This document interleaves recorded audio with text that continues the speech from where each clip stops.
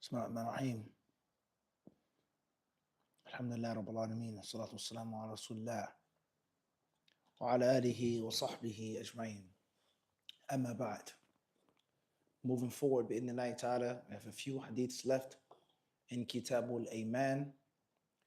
Both of those hadiths pertain to issues and matters of bondage, slavery, enslavement. We previously explained last week and the week before in many other classes, slavery has a very long history in the human race among different religions, different races, different faiths, people who are true to what they claim to believe in, or people who are seeking worldly profit and gain. And how many people, Muslim and non-Muslim alike, unfortunately, sought commercial benefit or gain in the name of religion. And of course, we know that the deen and the faith is supposed to be ever encompassing. It's supposed to include and envelop everything from your life. So if you're a Muslim and that's your way of life and your way of death, then of course, there's going to be some connection and attachment with regards to your money and your wealth and your faith.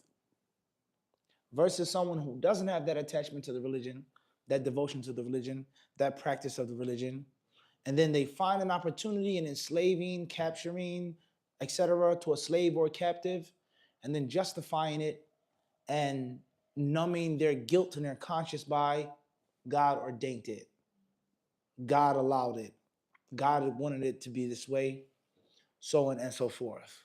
So that's a very long discussion. And I would advise each and every one of you to read about the foundation of this country, the United States, North America, the Caribbean, right? South America, and the relationship between the Europeans who came to these lands to the Muslims and the African continent, North Africa, West Africa, the Sahel, the Maghreb, right? The Mediterranean, let alone Asia Minor and further parts of the East. What was the relationship of those Portuguese and those Spanish, the Dutch? We're not even talking about the English yet. They're not big players on the scene yet for many years to come. The Salaf of the exploration, the Salaf of the armadas, the navy, the fighting, the trading, the Mediterranean, North Africa, the Barbary coast, etc. Were the Spanish, the Portuguese, the Dutch, even the French. And then obviously the English, they came in at a point in time and they, as we say in the street culture, the game up. They totally messed up the game, right? Whereas the dominant language of this country is English. Canada, English. Obviously, Mexico, Central America, South America, predominantly Spanish with a hint of Portuguese, French, here and there, Dutch, etc. All right. So it's a very long discussion that can be made with regards to the history of slavery, of slave trafficking, the slave trade, the Atlantic Passage. What does Islam say about it?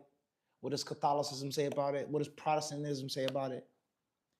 What was the involvement of Jews in these things? It's a very long discussion. So we previously explained that slavery is old. One can say as old as man himself. And most people who practice slavery, they did it based off of their whims and their desires. Even if what they were following was wrong, but they weren't even following what they claimed to have actually believed in. And Islam has made rules and regulations regarding slavery, how you obtain a slave, what's lawful or unlawful, licit or illicit. If and when you have a slave, regardless of how you obtained the slave was given to you, you found the slave, however, how are you to treat that slave, and what can and cannot be your relationship with that slave. And Islam has spoken and given us a great deal of rules and regulations with regards to letting a slave go, releasing a slave, how you release a slave, when you should, when you must, let alone loosened the rules and facilitated the manumission of that slave. So it's a very long discussion concerning all of those points that we previously laid down. Khairan, inshallah. All right. Chapter number 12, and as I said before, that's just not necessarily a disclaimer, but that's much can be what? Much can be said regarding that. Long discussion. Whether it's painful, whether it's pretty, whether what the people did was right or wrong or incorrect. And of course, many people live in this very day in the shade of that practice and the other types of slavery to this very day. Right? Some people hold the view that having a 9-to-5 job is slavery, serfdom. In reality, you can't leave the farm. You're attached to the land. I'm free to go wherever I want to. Are you free?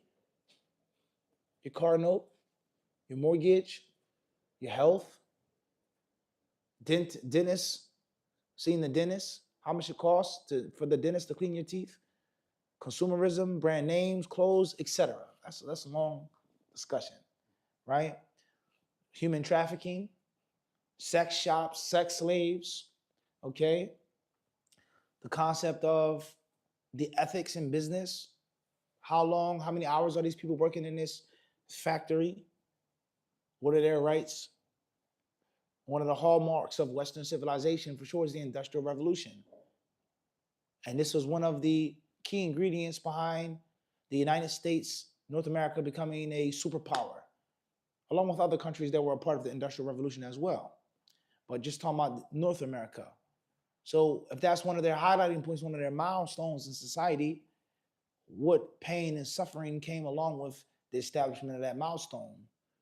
So you have women and children who are underpaid, who are working the majority of the day, horrid conditions, poor health, poor hygiene, poor sanitation. You look at the different wars that were fought and how many people died in the factories, the munitions factories, not on the battlefield. So many unended open questions with regards to, has slavery really ended? Or has it just transformed and mutated into a different form? That's a long discussion. May Allah help us all. So chapter 12 states here, باب من أعتق شركا له في عبد.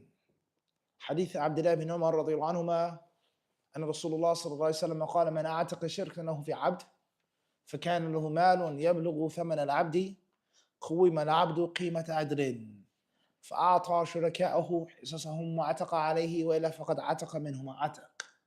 حديث أبي هريرة رضي الله عنه عن النبي صلى الله عليه وسلم أنه قال من أعتق شقيصا من مملوكه فعليه خلاصه في ماله فإن لم يكن له مال قوم المملوك قيمة عدل ثم استصعي غير مشقوق عليه. طيب. Chapter 12 says, whosoever manumits his share of a jointly owned slave. What is the ruling on 2 or 3 people owning a slave? They have shares of this slave, and one of the partners says, I'm done with my share. I want him to be free.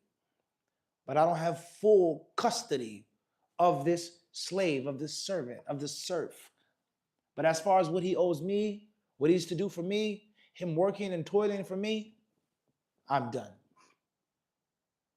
What happens to the enslaved individual? Is he fully free? Or is he partially free? And what solution has Islam provided for one person relinquishing his share, but the others still having their share, which hasn't been relinquished? Is the slave stuck in a limbo between a rock and a hard place, no man's land, another world? What does he do? He's just stuck. I'm half free, but I'm still enslaved. What do I do? Is there any way that I can fix or compensate you for your share to let me go and to let me be free to seek my liberty? So that is what's meant by this chapter heading. What is the ruling on a person who does this? Is it allowed? And if and when he does it, it was allowed, what happens to the slave who's only 1/3, 1/2 free? Clear? Khairan, inshallah ta'ala. Now, regardless of how weird or strange it sounds now, in our modern times, in 2025, and once again, many people who attack Islam, or some Muslims who may have some, uncertainties or some sensitive topic. Talking about slavery is sensitive. My ancestors, they suffered. I suffered from racism. I still go through racism, so on and so forth. All of these bad things happen. It's very scratchy for me. And I accepted Islam in the 60s or the 70s or the 50s because I was taught there are no slaves in Islam. And Islam is against slavery. And Islam allows all men to live equally as brothers. And now you bombard me and I come across, what? Slave? It's going to be very uncomfortable. So those are Muslims. And then there was the non-Muslims who try to defame Islam, and they try to paint a picture that if Islam became the dominant and triumphant religion in America, the people will have their heads cut off in the streets. Women will be beaten to death for wearing open-toe sandals. They'll be stoned to death for speaking to a man, saying hi to a man who isn't from her family members, right? If you see her eyes, we'll stone her to death. People's hands will be cut off. All types of crazy stuff would happen if there was Sharia law. No problem. So, if we could fact check you, are you sure about that? Quran and Sunnah. What do the four schools of thought say about stoning a woman to death for having her toes out? What does the teachings of Islam, not the cultural people from Afghanistan or Pakistan or this country or that country, Niger, wherever they come from, but what do the traditional Islamic sources say about this? So first and foremost is a fact check. Are you sure about that?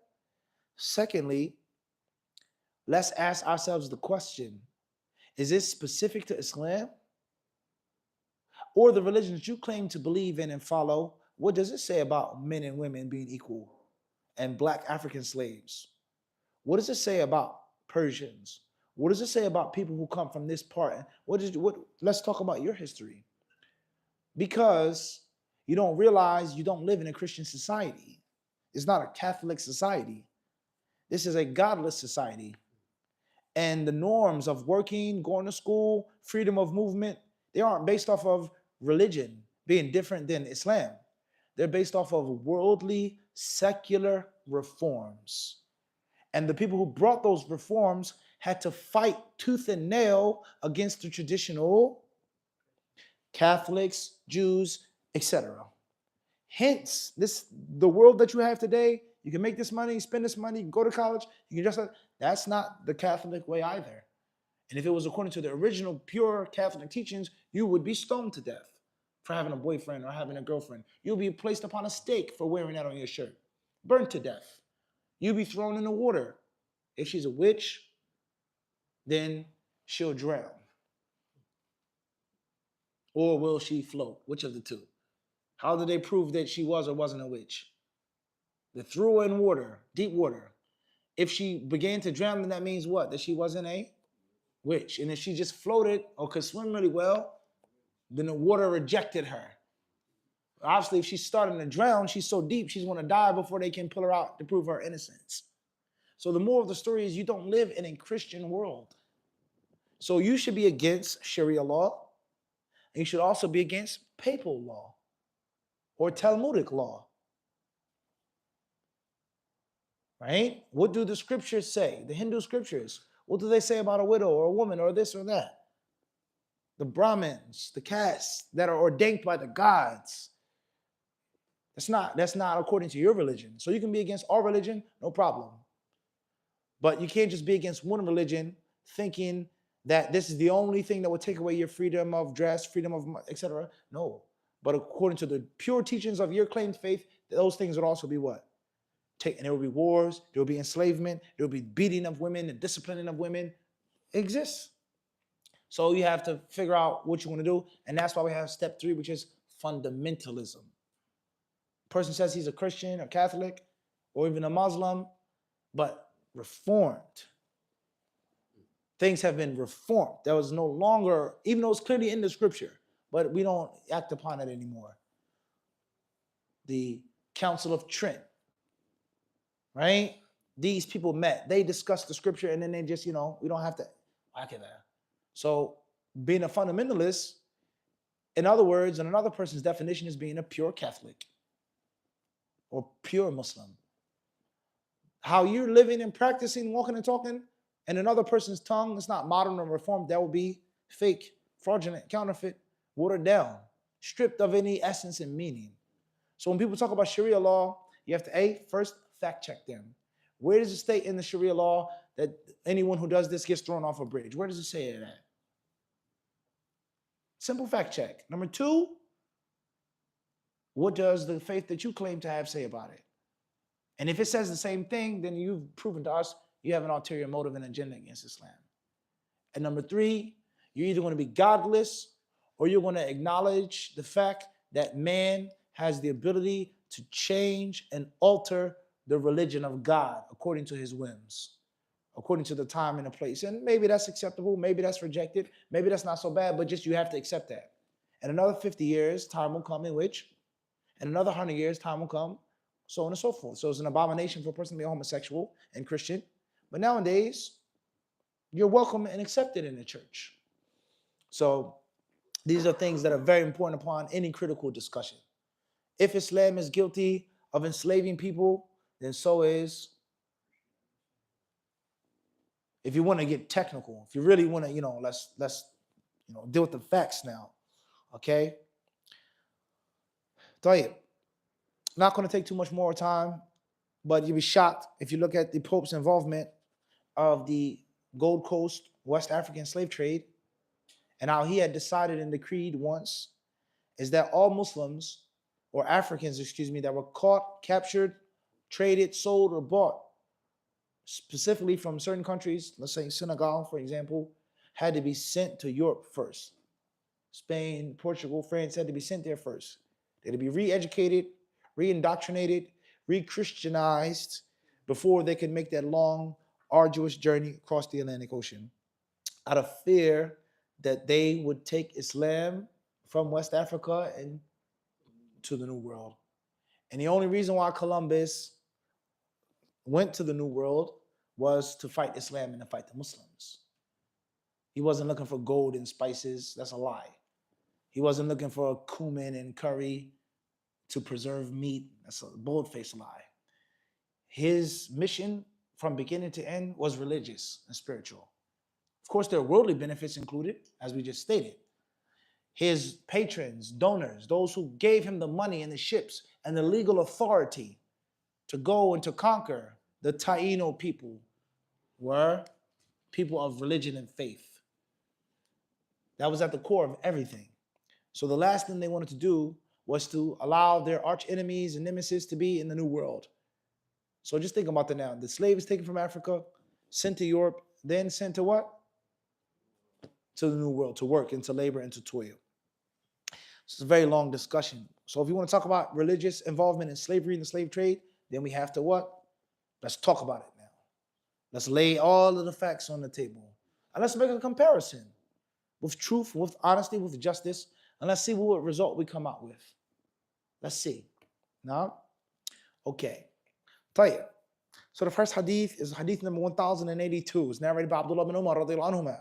Allah's Messenger sallallahu alaihi wasallam said, whoever manumits his share of a jointly possessed slave, and he has sufficient money to manumit him completely, should let its price be estimated by a just man, and give his partners the price of their shares, and manumit the slave. Otherwise, he manumits the slave partially. Hadith number 1083 is narrated Abu Hurairah.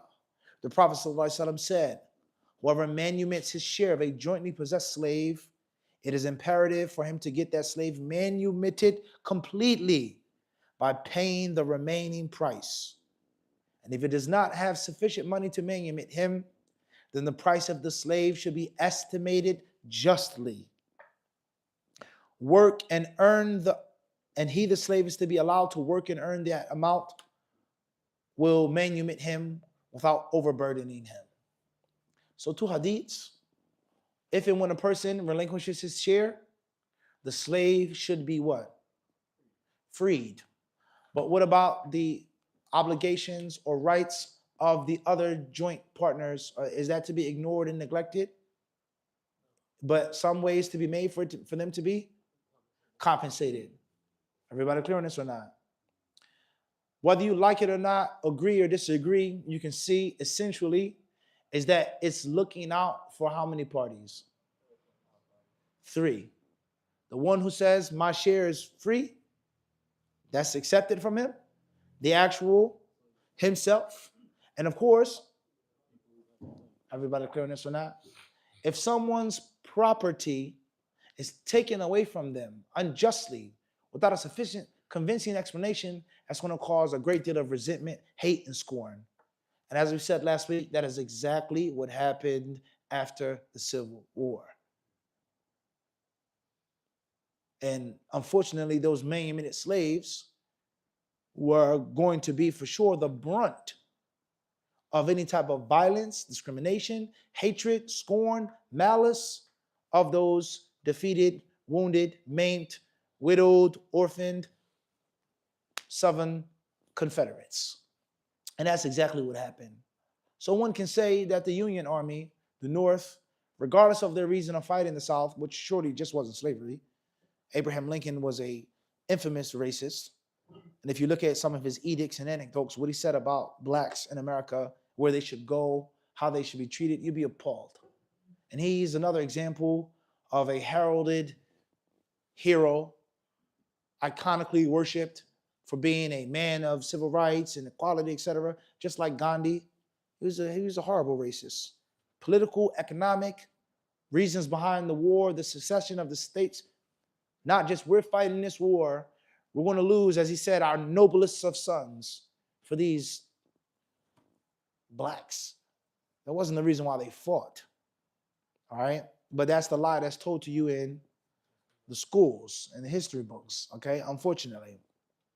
So therefore, them freeing the slaves, the proclamation, the end of the war, so on and so forth, the 40 acres and a mule, what did they do in a practical level to A, enforce the rules that they laid down, and B, to protect the slaves from acts of vengeance and malice and vendetta against the clearly scorned whites who lost? What did they do? They set them up for what? Absolute failure. And from that is, you've taken away my slaves, my laborers, my servants, my domestic, my mammy, etc. She cooks, she cleans, she takes care of my children. They love her to death. They love her more than the mother. She does more for the white children than the mother does, the mistress. Now all of a sudden she's what? You can leave. What do you leave me with? What substitute? Any conversation? So as if they did it setting up the blacks for ultimate failure. The Jim Crow and the Knights of Christ and the Black Legion, etc., etc., etc., etc., for them to wreak havoc upon them. So these are different discussions that have to be had and made in this country. And then, of course, the optimism of many of those Black Americans who thought by making the Great Migration, going to the North, they would, leave the scourge of racism, going to Boston or Chicago or Detroit, Philadelphia, Atlantic City, Newark, right? And then they found out that they were just as racist, if not more, and more hypocritical with their racism. Down south, it was well known. You don't look a white person in the eyes. Mr., sir, ma'am, miss, to this very day. You can tangibly see it, to this very day. And it's known. You aren't allowed here. You aren't allowed to be with this woman or this man. These quarters, it's known. Versus in the North, you think, oh, freedom, equality. But then you find out he's just as what? Just as bitter and scornful as those. But he smiles in your face and presents himself as a gentleman, as the mayor or the sheriff or the local, the goods, the store, the general store. What can I do for you today, sir? I'm looking to buy a rifle. Okay, what type of rifle would you like? I'm going to sell you an intentionally damaged, malfunctioning rifle. I'm going to overcharge you. Versus down south, in which is known, you aren't allowed to have guns, period. So that's a long discussion. That's a very long discussion on if a slave is manumitted against the owner's wishes, what are you doing to compensate them? And if you don't He's setting up the slave for acts of, and we've what? We've seen that. This hadith clearly prevents that. The slave is partially free. The rest of the money is to be provided. And the remaining cost, the remaining shares, qimata adlin, justly, not overpriced, in which you're breaking the back of the one who originally manumitted, or the second hadith, the slave that's going to work off the remaining amount of money. Everybody clear on this? So a person who has some type of sense and fairness, even if he disagrees with Islam, he disagrees with, I don't accept that, but he's going to say, no doubt, this is definitely much better than just leaving it up to a person's whims and desires. Everybody clear on this or not? Okay, khairan inshallah. So that's the gist of the first hadith. The second hadith, Fadl. I don't understand. How can he pay his portion? Meanwhile, he's going to have to go get a assessment, if you will, of how much he's worth. It's going to come. Okay. Right now, this is my share of it, regardless of what their share. But this is what I'm a partner of it. Whether what the slave is worth now, then he's jointly owned by three of us. I'm relinquishing my period. What remains? What do you guys want? How much until he can be free? Bang, bang, bang. Clear? So then it's assessed how much it is. Qiymat adlin, quwima. Yes, the slave is assessed, and then the remaining joint shareholders, they're going to be compensated for their loss, along with the slave being manumitted. Inshallah, we're going to break it down piece by piece. Right now, this is the general gist. Everybody clear on that? The second hadith states, فَعَلَيْهِ خَلَاصُهُ فِي مَالِهِ. It states, it is imperative for him to get that slave manumitted completely by paying the remaining price. فَإِن لَمْ يَكُنْ لَهُ مَالٌ قُوِّمَ الْمَمْلُوكُ. And if he does not have sufficient money to manumit him, then the price of the slave should be estimated justly. All right, Tayyip. Let's move forward now. Nawawi, may Allah have mercy upon him, he states,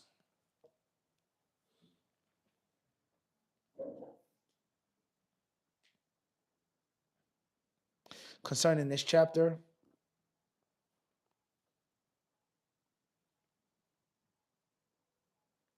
قوله صلى الله عليه وسلم من أعتق شركا له من مملوك فعليه يعتقه كله، وذكر حديث الاستسعاء، وقد سبقت هذه الأحاديث في كتاب العتق مبسوطة بطرقها. He says these hadiths have been explained in full detail in the chapter of manumission in Sahih Muslim.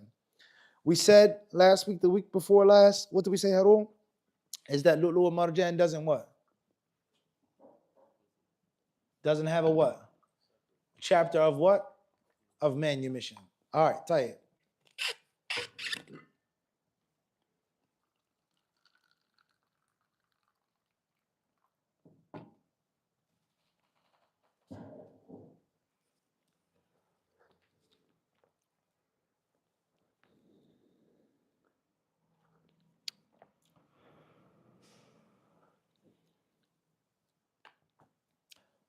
All right. What do we benefit from these hadiths? First and foremost is what? The first point would be? Islam makes a way out. Islam allows solutions. It provides solutions. Tayyip, what else? That is just in any financial transaction. Has to be based off of justice, whatever it is. For or against. Free man, slave, no one is to be wronged or oppressed.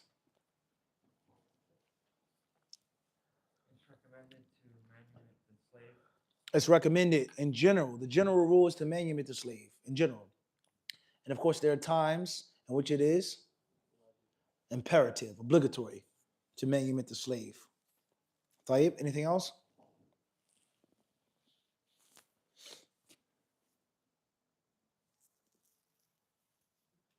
No other benefits?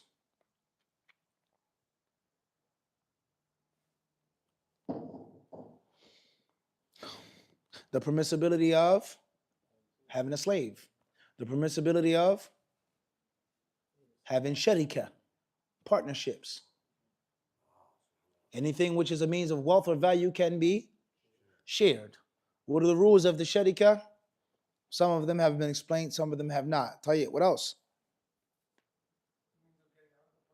Means of getting out of. If a partnership can be made, then it can be broken. What else? Assessing the value of anything.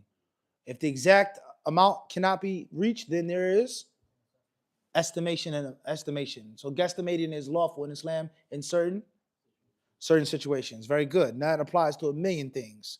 Tayyib? Avoid putting hardships upon people, whoever they are. And no one is allowed to be worked to death. Not even let alone your wife. Some husbands work their wives to what? To death. Some people work their husbands to death. Or their children to, or the imam of the masjid, the administration does what? Work them to death, literally. You have no day off. Wait, if you got it like that, then what? Y'all get your weight up, not what? Tell you, khairan inshallah. But that's the reality, unfortunately, and that's a lesson. Not to go off the subject or go off the topic. If I'm going to read, but I'm going to read this to you guys. But the concept of advice to young aspiring imams to be. You're about to graduate, you're about to leave, you want to be an imam, you want to take on that responsibility. وَجَعَلْنَا لِلْمُتَّقِينَ إِمَامًا.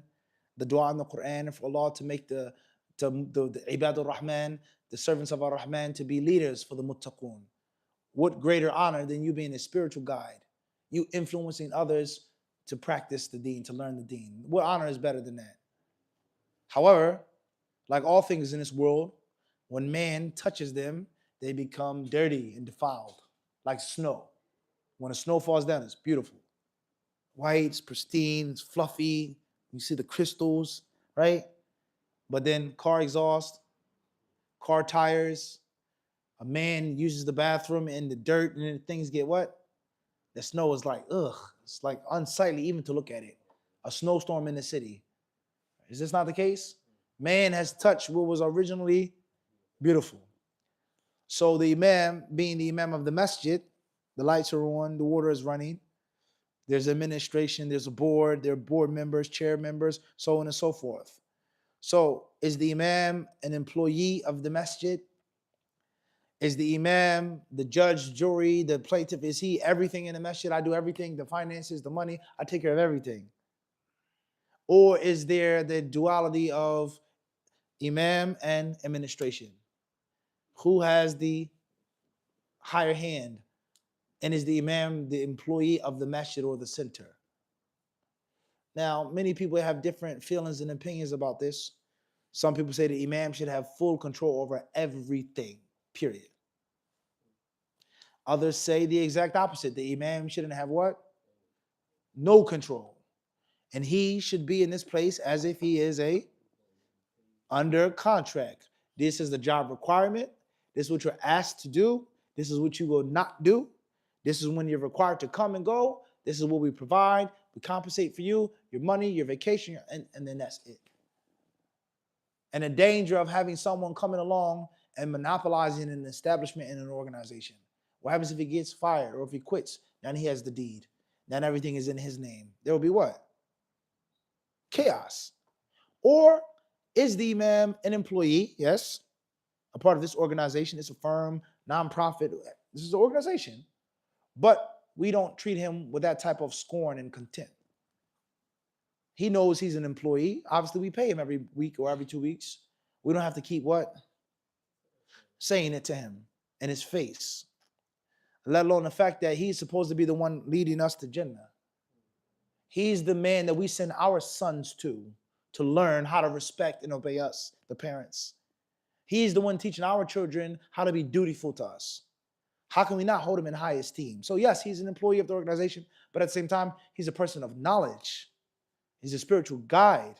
So we have to show him an abundance of respect Furthermore, if we want him to make positive change in the masjid and the community, you can't tie up a thoroughbred horse and then whip him and say gallop or kick him with a spur. The horse has to have what? So therefore, you changing this, the password to that, you have the account info. We didn't say that. The trust fund, however, you need to have the power to make executive decisions concerning religious affairs of the masjid. No lecture, no class, no guest. No one should be brought or taken unless you. And if not, then there's no way you can win. Similar to a government and a general. Obviously, the government is higher than the general. All war is based off of politics, right? Man, Clausewitz told us that. And we see that in reality.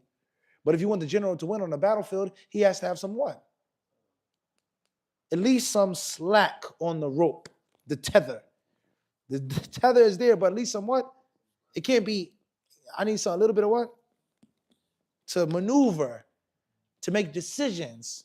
You're in the palace, sitting on the throne. I'm out here on the. You can't begin to understand. You don't have a military mind, the training. You didn't experience 17 battles. You don't have the scars and the cuts and the wounds that I have on my body. You can't imagine what it's like to be taken prisoner and tortured, so on and so on and so forth. You don't know what it's like to miss a meal. You don't know what it's like to be hungry and cold and thirsty. You don't know what it's like to be wounded.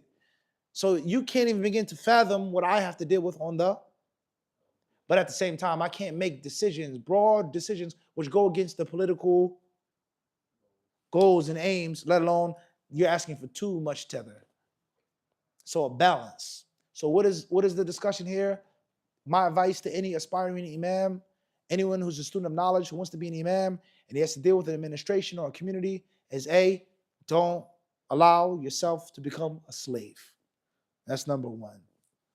What did the poet say? He tell you on the bus, what?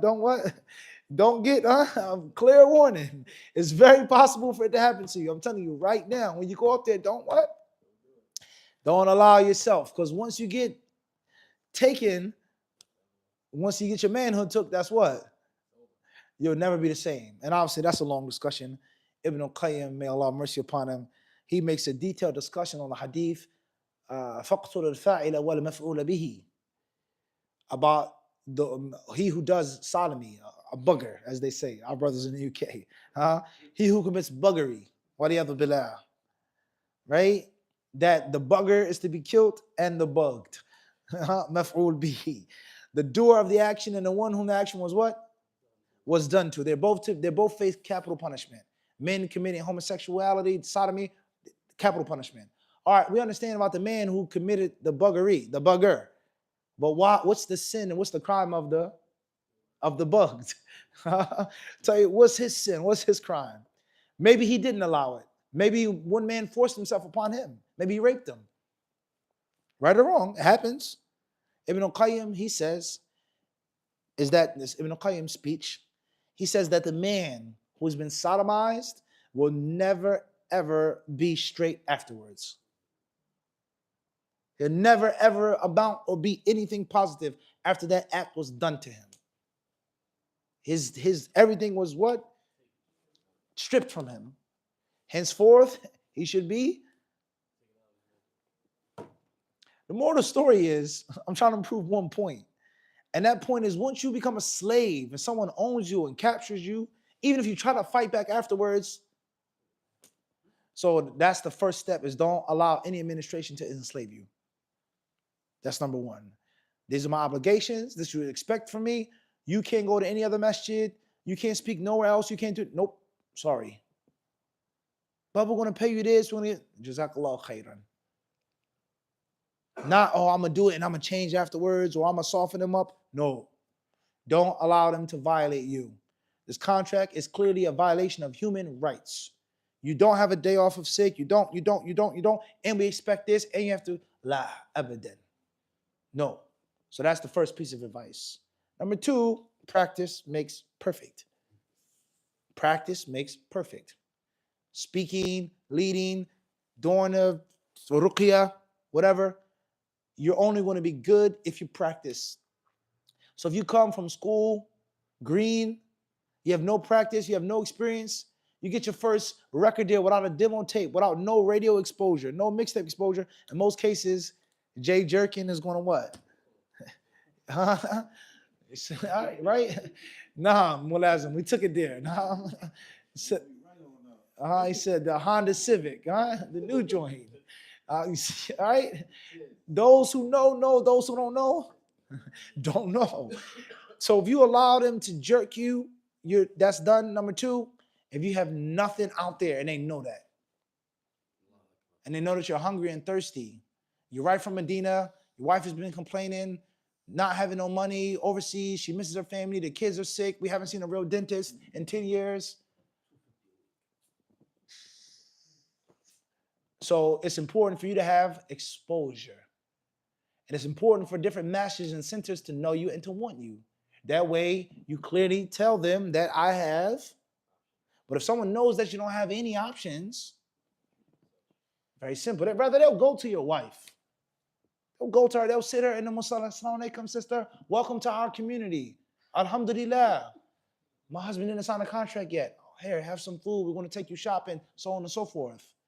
And obviously, the money is going to come out your husband's first paycheck. Yeah, advances. He said a fake rollie, right? No doubt, right? Tell you. So if they know you have nowhere to go and your family is vulnerable, then you're going to be what? You're going to be in trouble. So if you only have one outlet, the wolves will close in on you. But if there are other places that you can go, even if they want to, they can't what? They can't close in on you as much as they would like to. Because if we push too hard, or if we bite too hard, he'll simply what? Assalamu alaikum. People need to know that. They have to what? They have to know that. All right? So that's food for thought. And last but not least, the last piece of advice when this rant or tantrum, whatever you want to call it, tirade, is certain things that you avoid discussing and talking about. Have someone discuss and talk about those things for you. Because they're not going to disrespect him, but they will disrespect you. You have to be humble. Even if you know this is wrong, and this is a devalue and a de-appreciation of what you're worth, you as an imam and a graduate, you have to be humble. And your humility may take over the business mindness. No, that's not enough. I can't survive off of that salary. But, dunya, zuhud, you read the Quran, you know the Quran better than us, you'll be pleased with just, $250 a week in a house, across the street from the masjid. So you have somebody that's strong, qawi, and what? Ameen, to be your speaker, someone that you can trust. This is Sheikh Abdul Ali. He just came home from Medina, alhamdulillah. And I'm going to discuss everything for him. Oh, we would like to speak with him. Okay, inshallah. But after we what? Yeah, we want to discuss the numbers. If I agree on the numbers, then you can talk about the other stuff with him, get to meet him, go out for lunch, no problem. But the technical, financial, economic stuff is between what? You and I. Now, the beauty of that is that that's a filter, because many people are going to get turned off. They're going to think like, who's you? Who do you think you are? You got an agent?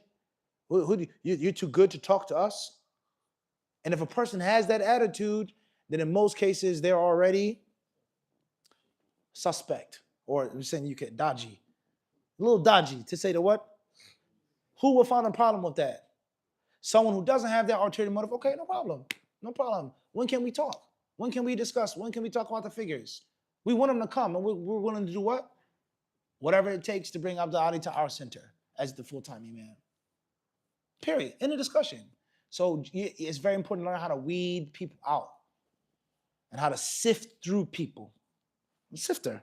Those clumps and rocks have no part in the fine flour for this cake. So it's very important for you to learn certain conversations and discussions you never ever have. Period. Avoid having.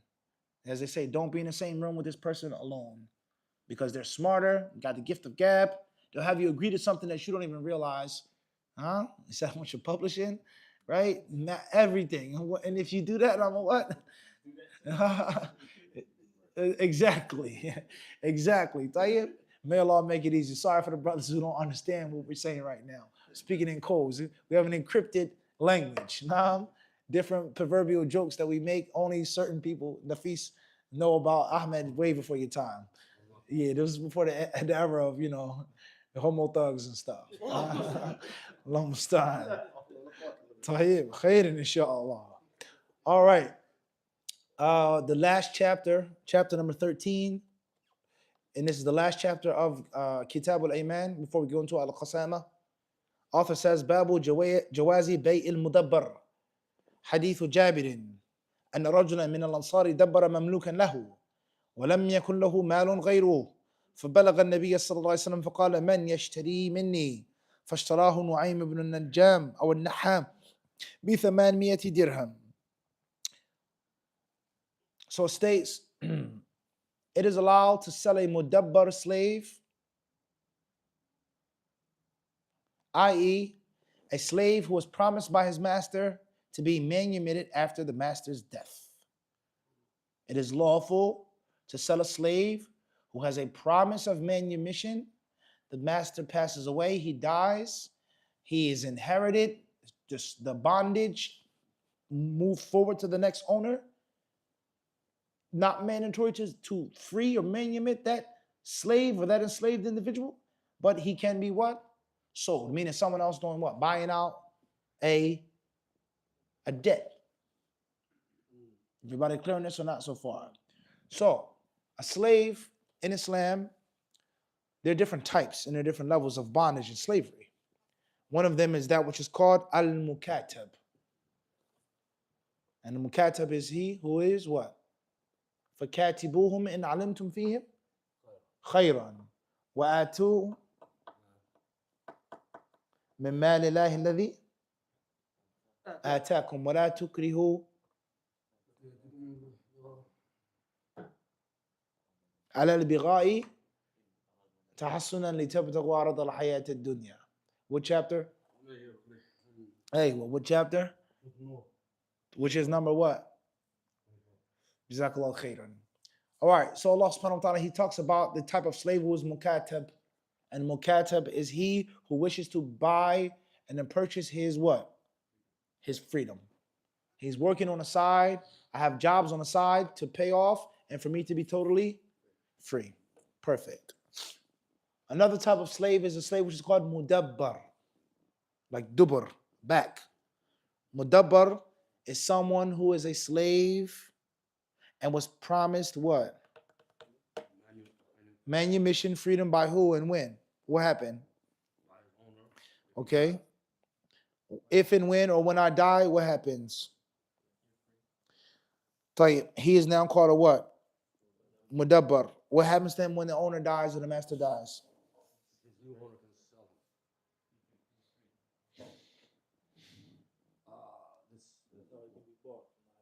But what happens to him if he's not, though? If no one else says, I'm paying for him or he's mine, what happens? No, rahimahullah ta'ala, he says, معنى عاتق عن دبر أي دبره فقال له أنت حر بعد موتي وسمي هذا تدبيرا لأنه يحصل العتق فيه في دبر الحياة. أما هذا الرجل الأنصاري فيقال له أبو مذكور واسم الغلام المدبر يعقوب. So the mudabbar is the one who is free after death. The freedom and the manumission takes place on the dubur of a person's life. The last part of that person's what? Of that person's life. Clear? So he's supposed to be free, but what happens?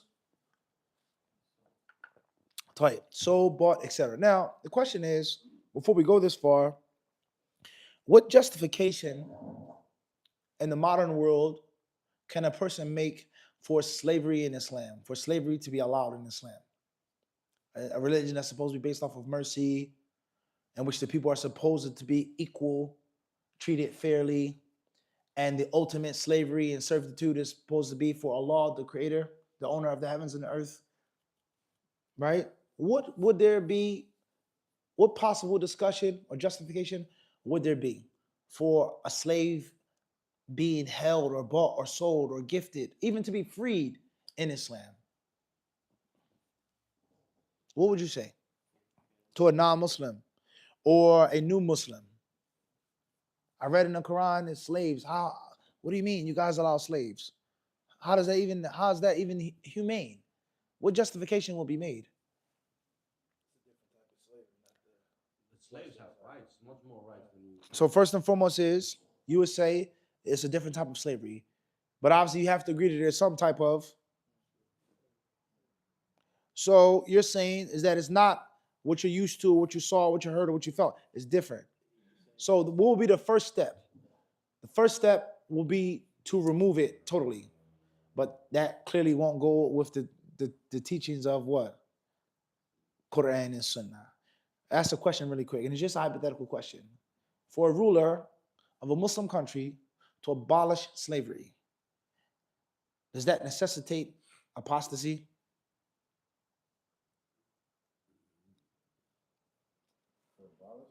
Abolish it. Not all the slaves in this country are free. It's against the law. It's illegal.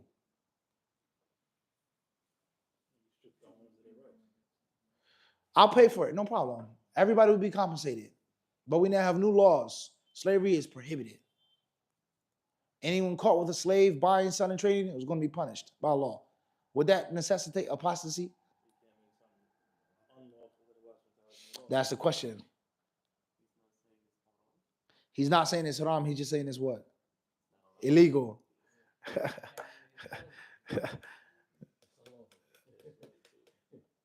What'd you say, Ahmed?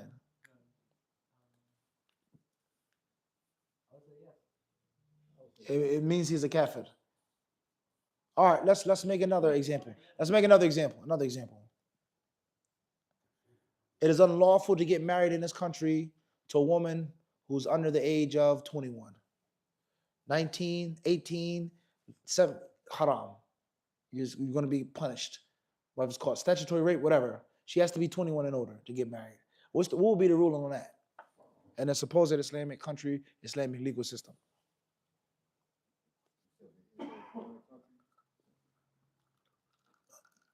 Cool or uncool? We understand the question or not? Right now, if I'm 16, can I drink? Can I have a license? Can I own a firearm? If I'm caught drinking and owning a firearm, that would be what? Illegal. Legal or illegal? So according to this Sharia, that would be haram. That's a law. Period. No exceptions to that law. Would that, and if a person said, children in my state, teenagers in my state that are 17, they can drink alcohol. I'm the governor, I'm the senator. What would happen with the rest of the states? What type of problems would he have with the other remaining 49 states? What would happen? What would they consider him to be? Constitutional or not?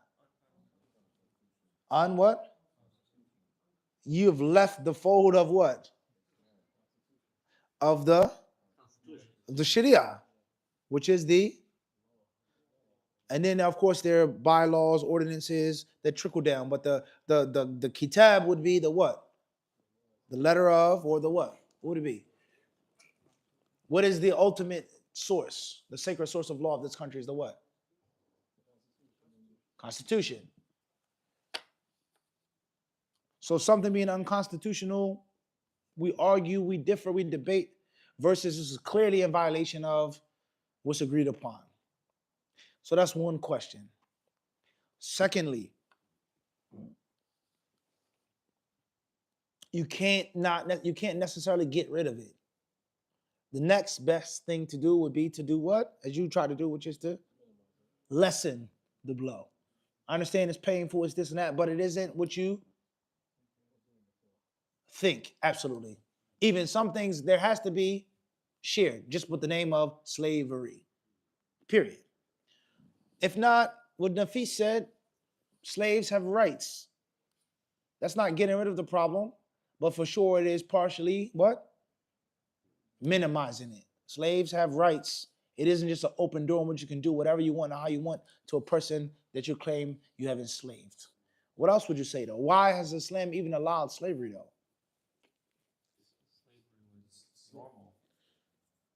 Slavery was there before Islam. It was there, but okay, but so was burying girls alive. Doesn't mean Islam allows it.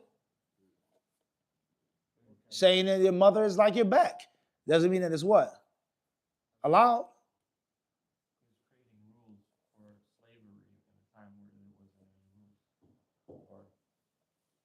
We gotta ask them if they're Christian or whoever. How did they treat slaves at that time? How did your religion treat slaves? I want everybody to look into this. What would be your speech or your discussion or your defense of Islam if someone came to you, spoke to you about the abomination of slavery, how it's even allowed in Islam? A person says, I admire the religion. They say, I want to be a Muslim, but I just can't, what? I can't accept this one thing. I can't accept that. I can accept not eating pork. I can accept a man having 10 wives. I can accept jihad with a G-I-H-A-D. I can accept all of that, but I can't accept what? What would you say to them? What would be your defense? Instead of leaving the war captives, take them with you. Allahu Akbar. Spoils. No, I'm not saying that's a bad thing, Ali, but you know, sometimes you being blunt and real is better than you. What happens after the war? What's to be done with the captives? Are they to be left to starve, killed, shot? What happens to them? Feeding the poor. His presence is miskeen. They've lost, they're defeated, they're vanquished, taking care of them. But at the same time, I'm taking care of you, but you gotta now what? There's no free lunches, no free ride. I think that if you try to skate around the subject, a subject like slavery, you have to be blunt. You have to deal with the facts and reality when you're talking to someone about it, because slavery is kind of harsh for us to even really digest. So if you look at if you have to speak about the legality of slavery in Islam, you just have to speak about the realities of life and what happens to people. Men must be governed, right? In real life. What happens to people? So the tyrant said, no. Protected. You know, yeah, that's right. There are people in this world that won't be protected. They're going to be left to whoever's whims and desires, and there has to be a place for them. So whether you like it or not, there are people that suffer, and there has to be a way for those people to be protected in a way or taken care of. And they may not be able to, they may not be included in the family, but there could be a place for them. And so there has to be a different understanding of what slavery is. So I want everybody to look into this and prepare some type of speech or debate or defense. How does Islam allow it? What does Islam allow? Non-Muslim versus Muslim slave. What are the ways of legally obtaining one? War captive. Can a person be kidnapped, taken and stolen from their land? Etc., etc. We'll stop here tonight. It's got a little late. We'll try to save some time for the questions bi'idhnillahi ta'ala, and we'll look forward to this discussion, which you guys provide in next week's class. Jazakumullahu khairan.